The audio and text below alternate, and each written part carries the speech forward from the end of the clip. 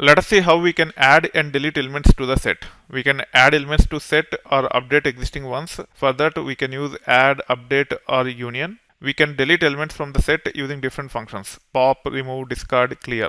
So let's create a set. There are 7 elements assigned to it. However, it will contain only 4 elements because there are duplicates in our list of elements that are passed while creating this set, and hence if I say yes, it will only return 1, 2, 3, and 4. Now I can say s dot add of 5, which will take care of adding the 5th element.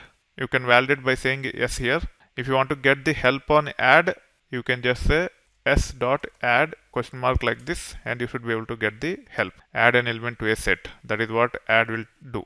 Now if you look at the help on update, it says update a set with the union of itself and others. So you can pass a new set to existing set, and it will perform the union of both, and it will return a new set when you use update. So in this case, s already have 1, 2, 3, 4, and when I say s dot update 4, 5, 6, 7, the union of these two will be 1, 2, 3, 4, 5, 6, 7. You can run this and then run this, and you can see the result. You can also use union for this. Returns the union of sets as a new set. In case of update, it actually updates the existing set itself. That's why you can see 1, 2, 3, 4, 5, 6, 7 for yes. However, the difference with union is union returns the union of sets as a new set. Now if I create set by yes by saying 1, 2, 3, 4, 5, and also if I say s dot union to add 4, 5, 6, 7, the result is 1, 2, 3, 4, 5, 6, 7. However, if you look at yes, it is still 1, 2, 3, 4, 5 only. The existing set is not updated.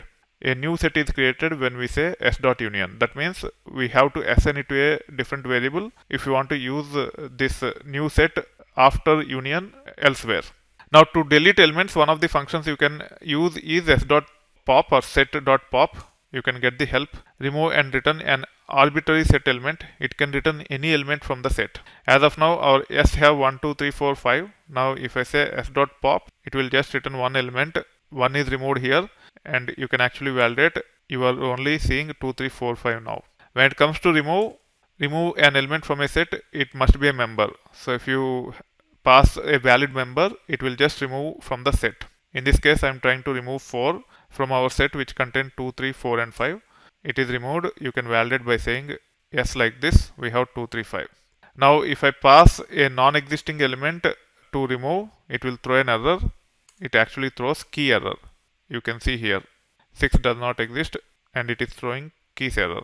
Now let me create this set with 5 elements 1, 2, 3, 4, 5, and let's see discard.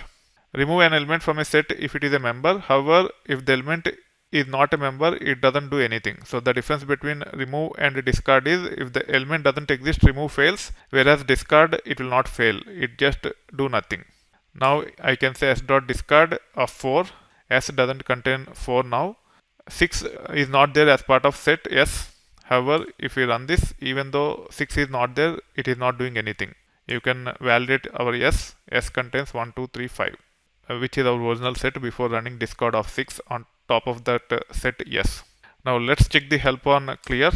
All elements from this set. You can run this, and then you can run this. You can see that the set is empty. This is how you should be able to add elements to the set, or update elements in the set, or delete elements from the set.